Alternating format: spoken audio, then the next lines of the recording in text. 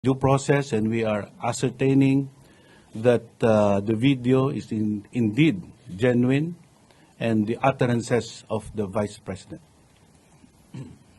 Mr. Director Santiago, can you kindly enlighten the group? Yes, ma'am. Good afternoon po sa inyo, sir. Alam niyo po, mandato ng sa NBI ng ating batas, Republica 10867. May primary jurisdiction po ang NBI to investigate threats on the President down to the Chief Justice. So, hindi po namin to tinetake lightly when we receive the video clips nung sinabi nga ni Vice President Sara, nagkunta ko agad kami ng investigation. First, I directed my cybercrime unit to investigate the authenticity of that video clip. So, my investigators found out that the clip is not AI generated, it is not deepfake, it is authentic.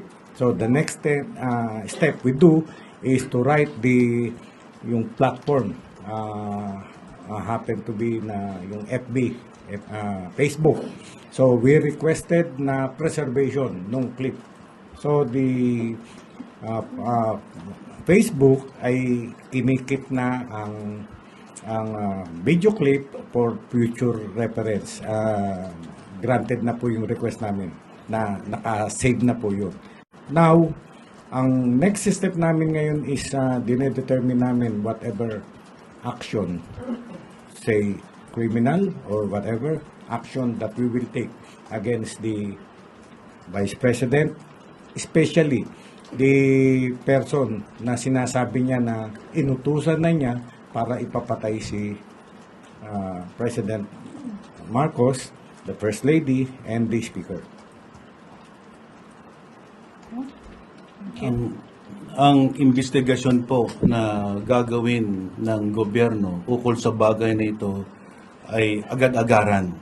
Importante hong malaman kung ano ang mga naging hakbang para po kumuha ng serbisyo ng isang mamamatay tao na nagpaplano ng masamang balakin sa ating mahal na Pangulo. At gagawin po ng National Bureau of Investigation ang lahat ng mga hakbang para matuntun ang identity nito, kasama po ang pag-i-issue po ng subpoena kay Vice President Sara na humarap sa NBI para bigyan po ng kaliwanagan ang kanyang mga pananalita. Dahil po diretsuhan niyang sinabi na siya po ay kumuha na ng tao, na siya pong gagawa ng pagpatay hindi lang po sa Pangulo, kasama po ang ating First Lady at ang ating Speaker of the House. Hindi po tama pong pananalita na nanggagaling po sa napakataas na opisyalis ng ating bayan. Kailangan po agarang investigasyon at meron po tayong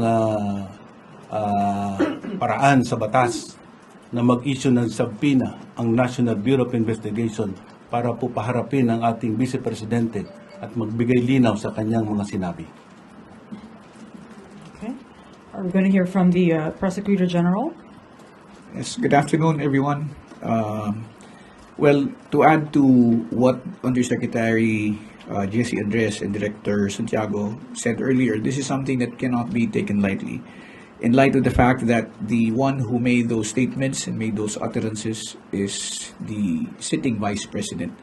And the threat is directed against our Chief Executive, the wife, and the Speaker of the House. So as far as the Office of the Prosecutor General is concerned, the National Prosecution Service, we being part of the executive branch, are mandated to closely work with the National Bureau of Investigation and other law enforcement agencies in making sure that whatever cases, case or cases may be filed later on are something which will be backed up and be supported by evidence. So we have been closely in coordination with the National Bureau of Investigation and with other agencies to ascertain who may be held liable. But I think the immediate threat right now, as mentioned by Undersecretary Andres, is to go after and try to track the assassin or assassins no? Because this is not something that you can just simply dismiss. Coming from a sitting vice president who is just an earshot from the presidency, if she decides to run, it is something no, na titingnan natin yung motivation. We have to look at the motive for doing it.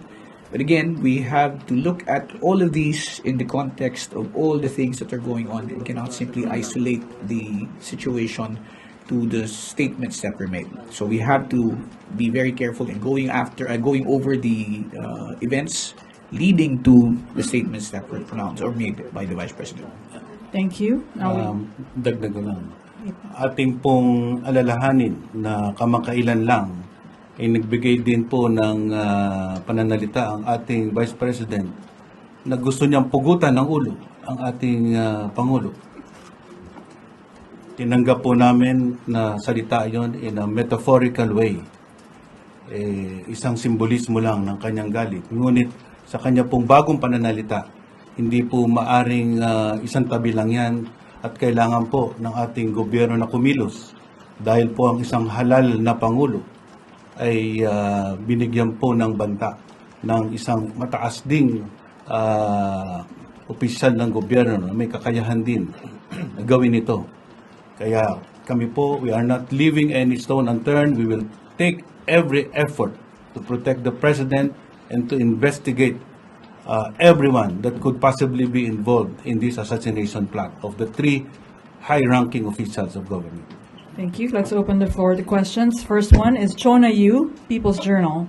Sir, yung subpoena, na-serve na po ba ito or kailan po ito serve kay Vice President Duterte? Ngayon po ay ginagawa na naman at isa-serve na agad immediately. And then also, sir, yung kaso, anong pwedeng ikaso kay Vice President Duterte dun sa kanyang mga statement? Ang Vice Presidente po ay maraming posibleng legal liabilities sa kanya pong mga nagawang pananalita at mga aksyon na ginawa kasabay nito.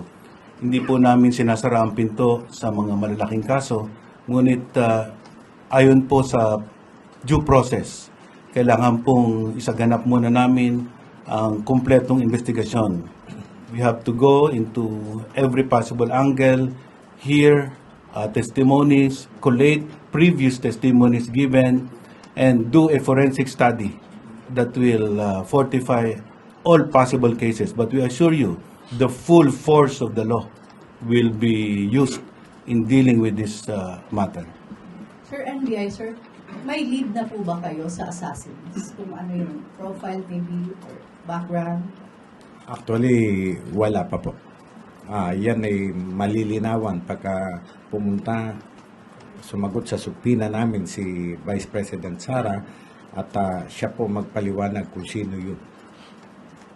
Okay. Next question, Ivan Mayrina, GMA 7. Mike, please. Good afternoon. Yung pagtukoy ho natin sa assassin, assuming matukoy natin siya, ano ho magiging pananagutan niya sa batas kung wala pa namang nangyaring krimen? Marami pong legal liabilities ang tao, lalo na pag meron pong ma-establish na conspiracy to commit an attempt on the life of our chief executive. Right now, we are open to all possible crimes. And we are not looking at one particular offense, criminal offense. But as I said, definitely there will be criminal and other legal liabilities that will be enforced against the plotters and those who will execute it and those who took part in it. So we will complete the investigation and definitely we will file the appropriate cases. But we will not identify the particular offense at this point in time. Earlier, the Vice President issued a statement saying that her statement was taken out of its logical context. Ano po masasabi niyo doon? Well, as I said, gagawin po natin ang lahat ng isang patas at malawak na investigasyon. We will put into proper context her statements. But I simply recall that when she answered certain questions and she declared the plot to assassinate the president, she even immediately added, "This is no joke. This is no joke. I did it. And I wanted to make sure that this person will do it to its completion." And again, we will give the Vice President a chance to explain. But in your view, given that phrase, no joke, that she wasn't joking, that leaves no room for the statement to be taken out of context. Definitely, we will take it as a serious threat because it came from the mouth of the sitting Vice President. Thank you. Okay. Eden Santos, Net 25. Good afternoon po, sir. On the part of the Vice President naman po, meron po ba kayong information na meron ding threat sa buhay niya?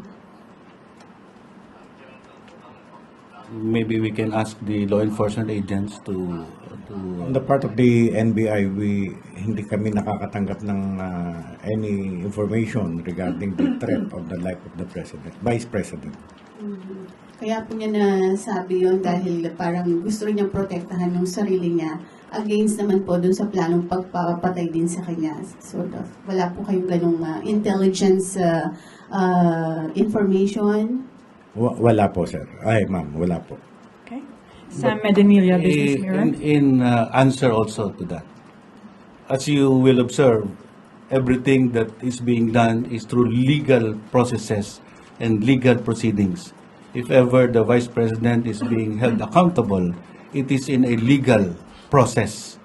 And it is all done within the bounds of the Constitution and the law. Thank you. Sam Medinilla, Business Mirror.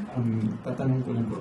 Can the Vice President face possible preventive suspension while the investigation is ongoing?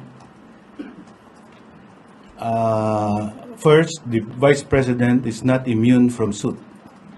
She can be the subject of any criminal, administrative case, and the Ombudsman also has authority to do its duty to discipline and to take necessary measures to deliver on its mandate as the investigator of all government, high-ranking government officials. So it is within the authority of the Ombudsman to act on this matter as well.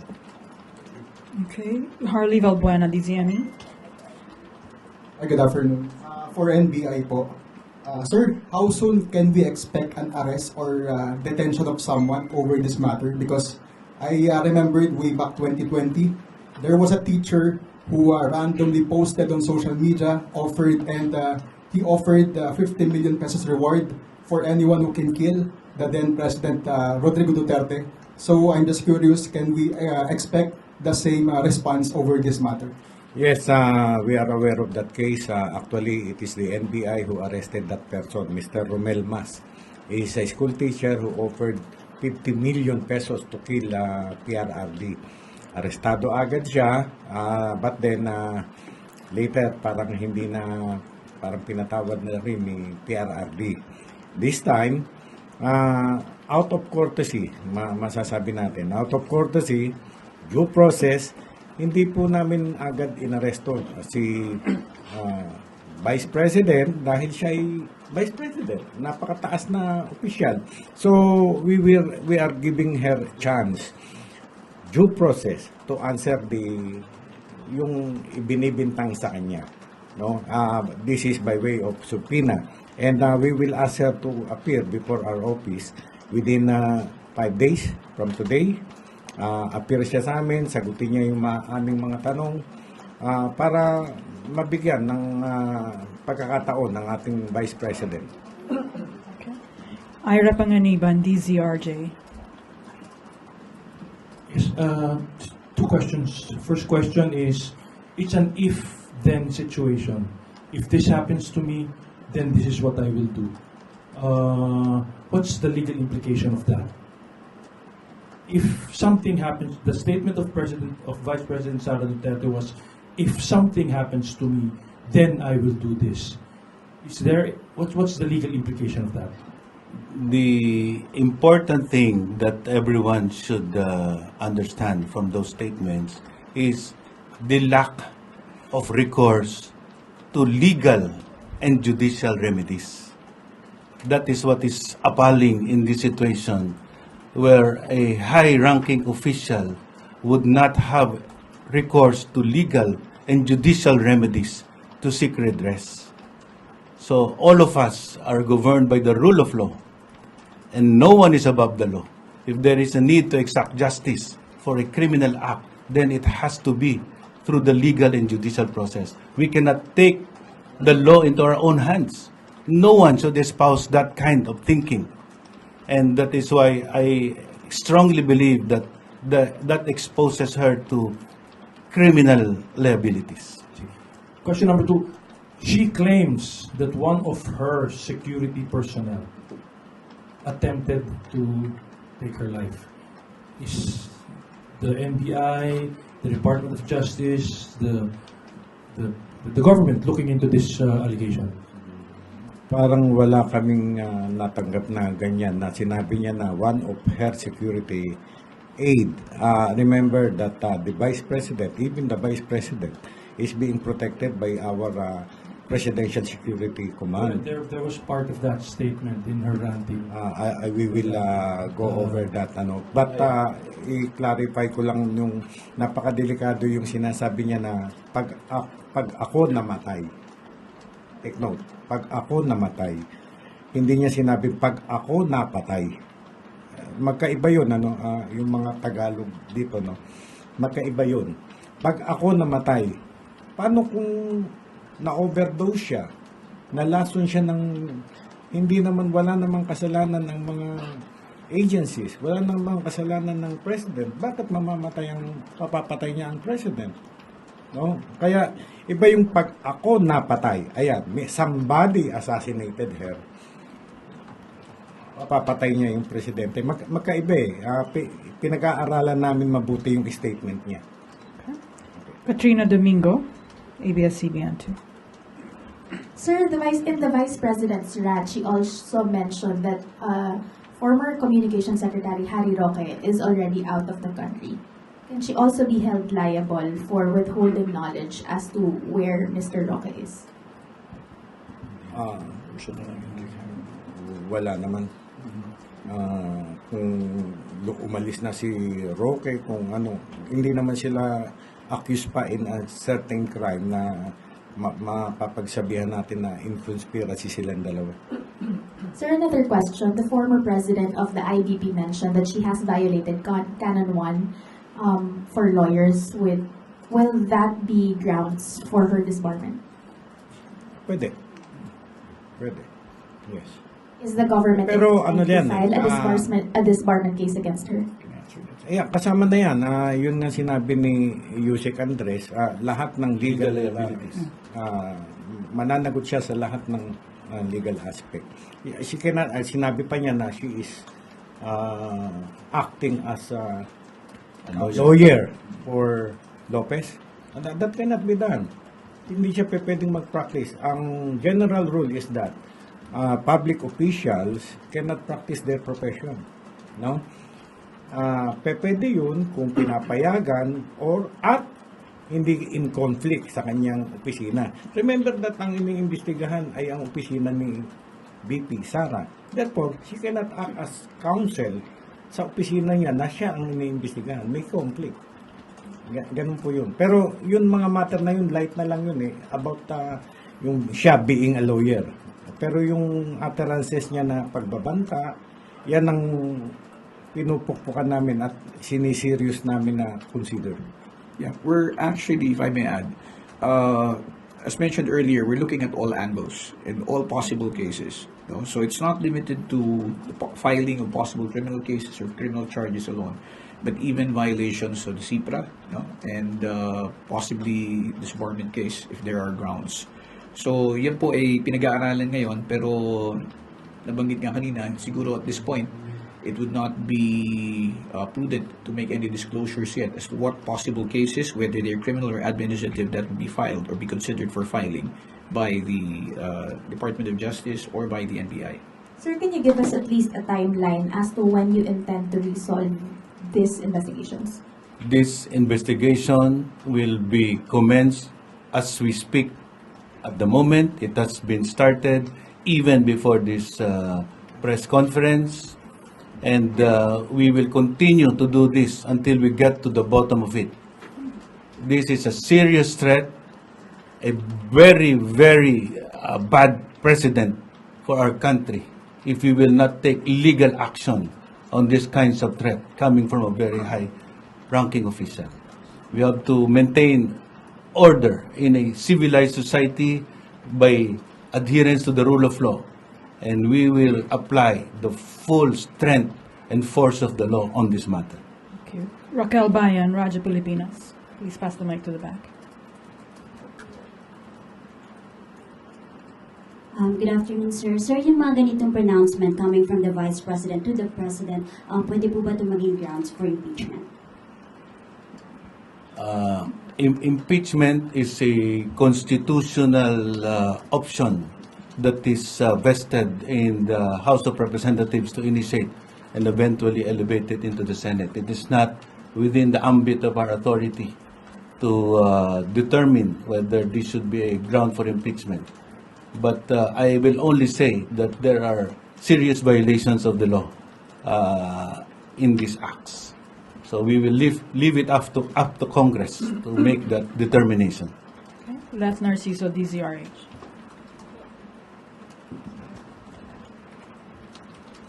Sir, dahil nga may naging nauna ng pahayag si VP Sara last month na gusto niyang pugutan ng ulo si Presidente, and then now itong kill statement. Clear na po ba yung pattern na may plano laban sa buhay ni PBBM? Maaari po. I-consider po namin yung lahat ng mga pinagsasabi niya previous and up to this latest declaration ni VP Sara. Okay. Ria Fernandez, TV5.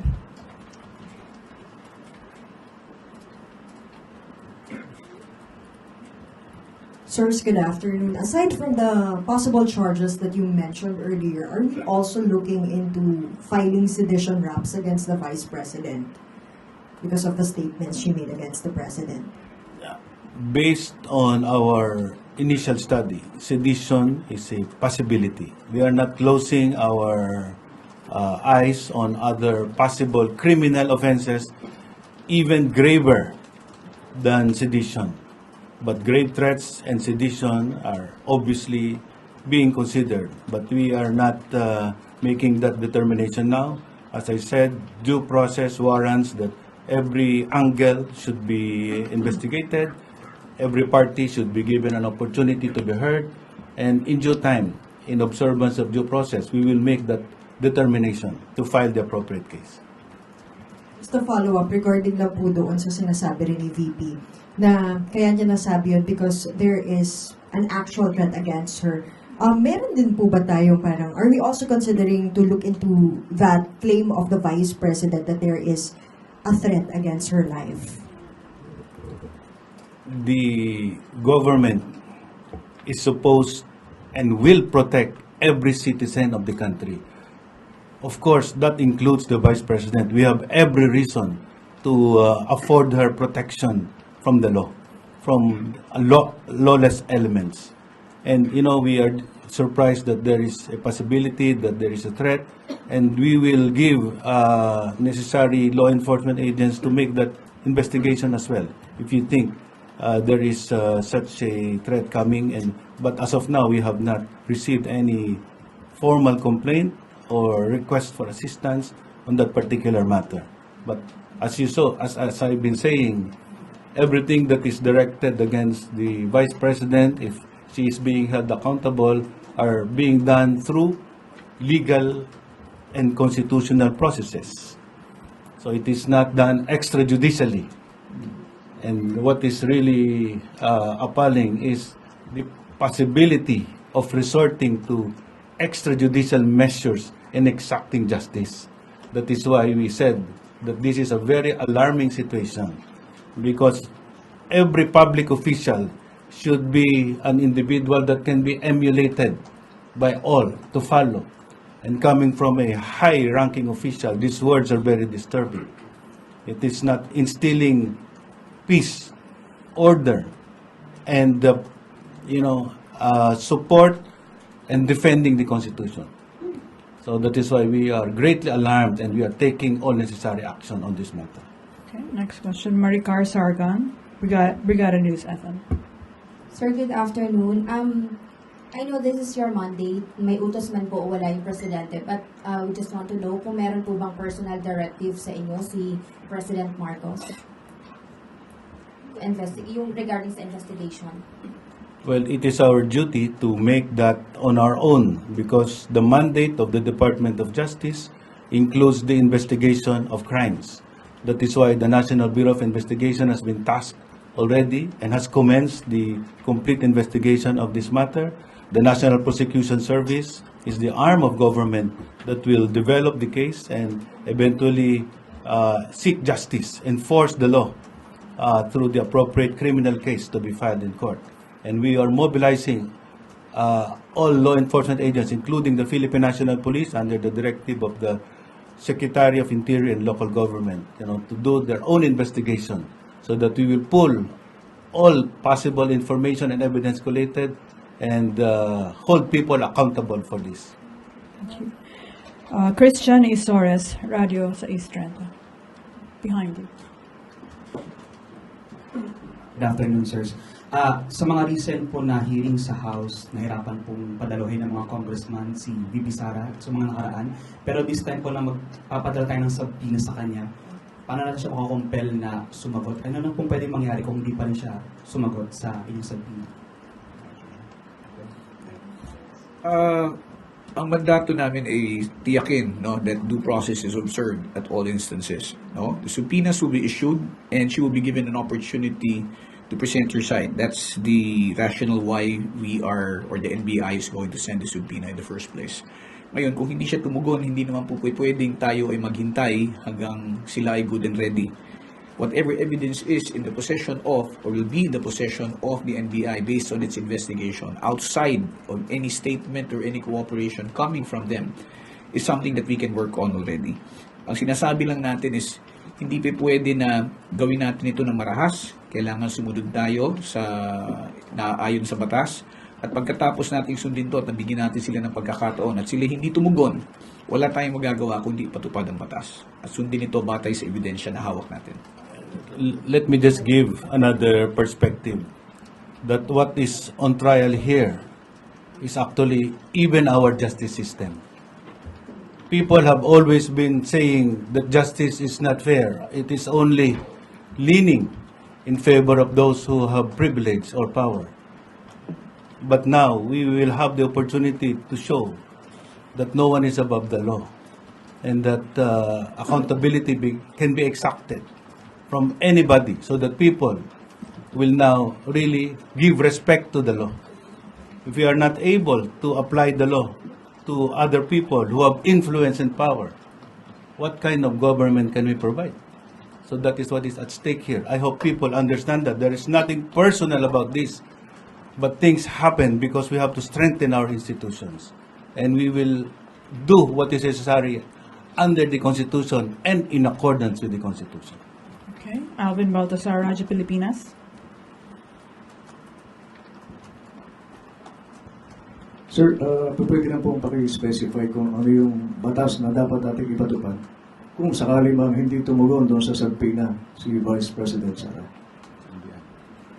Kung hindi po siya tumugon sa subpoena na aming papadala, tulad nga po sinabi ni Yusek Andres at ni PG Padulyon, kung ano yung ebidensya na nandun sa kamay namin, ay we will proceed with it. Ipapile namin yung, kung merong dapat ipile na kaso, ipapile na po namin yun. At remember, pag pinail ng investigating office like NBI, ipapile po yan sa prosecution office. And then the prosecution, the office of the Department of Justice, sila magde-determine whether there is prima facie evidence, may certainty of conviction bago nila ipapile ang case. Director? Sige, may follow-up yata. Okay, let's go back to Chona Yu and then to Eden Sanchez. Just a quick follow-up on that. Do you have the power to cite her in contempt kung hindi siya susunod sa subpoena? Do you have that? Kami po, wala. Pagka hindi po tumugon sa aming subpoena, kung ano pong available evidence sa kamay namin, yun po, doon kami gagawa ng report and refer the matter to the prosecutor's office. Okay, let's go back to Eden Santos.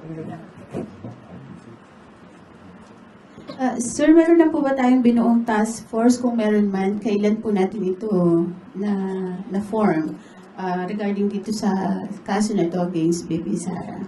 Yun nga po, dahil mandato ng NBI na imbestigahan agad any threat to the President down to the Chief Justice. Nung Sabado, nung early morning ng Sabado, ay pinatawag ko na po ang aking mga abogado na mga mahusay, cybercrime chief, yung aking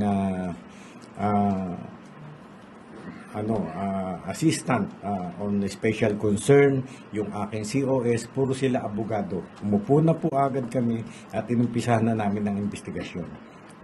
Mamaya pong hapon, uupo po uli kami at kung ano nang nagather namin na evidence na hindi pa man namin na iimbestigahan si BP Sara, kung ano po na evidence na hawak na namin. Sir, ano pong pangalan po ng task force? Task Force BP Sara? Ganun. Wala akong ipinangalan na Task Force BP Sara. Wala pong ganon. Basta ako'y tumawag lamang yung aking inaasahan, mga competent lawyers ng NBI na makakatulong po sa investigasyon. Wala po tayong itatawag dun sa task force para mas malinaw lang po. Sa ngayon po, wala po. Wala pong special name sila. Opo, sir. Yun po bang video clip from Facebook, masasabi po natin itong magiging matibay na ebidensya? Matibay pong ebidensya yun dahil napatunayan po namin yun ay authentic, talaga pong nangyari at na-preserve na po namin sa Facebook app. Okay, let's go to Melvin Gascon, and we're about to wrap up this press conference. Over there. Please give the mic to Melvin. Good afternoon, sir. Tatanong mo lang, sir, ngayon po, halos napakalakas po ng response ng Executive Department doon po sa statements made by Vice President. I'm just curious, were these threats ever been corroborated by the intelligence community?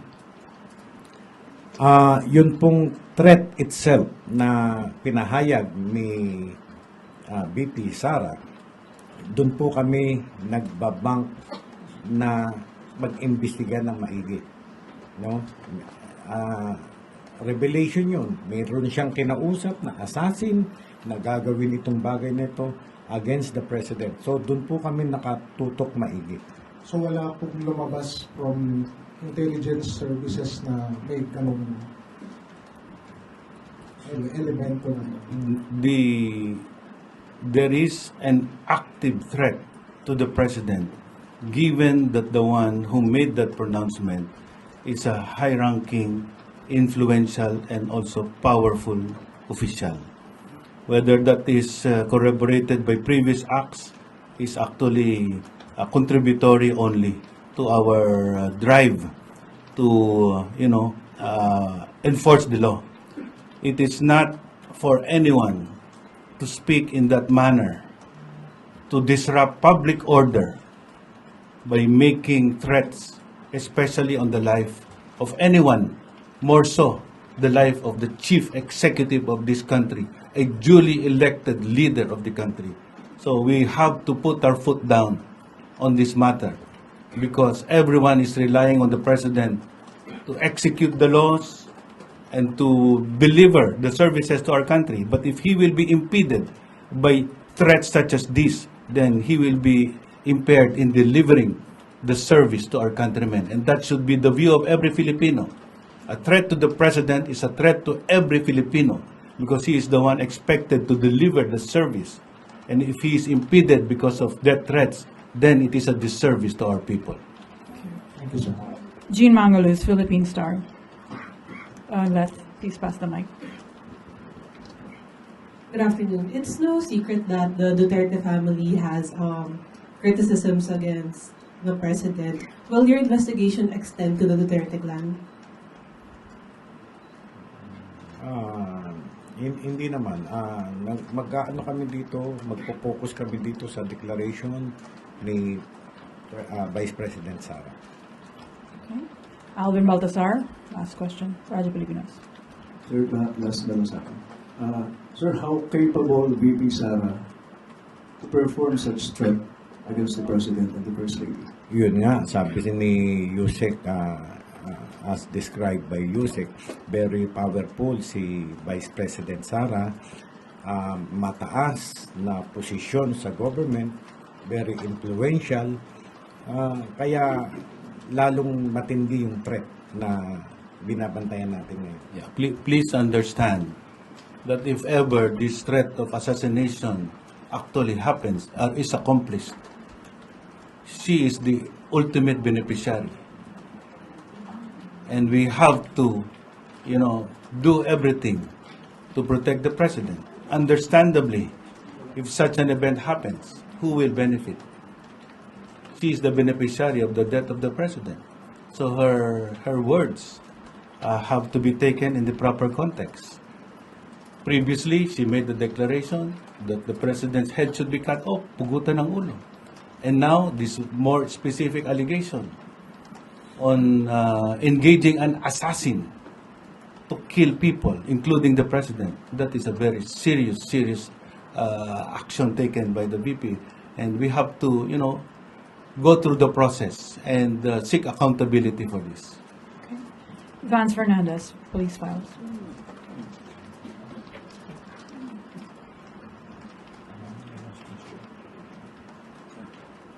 Good afternoon, sirs. Will the President move to an undisclosed location for the interest of his safety? We leave it up to the Presidential Security Group to make that determination, but we have to say that we have a very efficient and effective Presidential Security Group that will do what is best for our President. Thank you. Thank you very much, Department of Justice Undersecretary Andres, Prosecutor General Fadulion, and NBI Director Santiago. Thank you, Malacanang Press Corps. This concludes our press briefing today.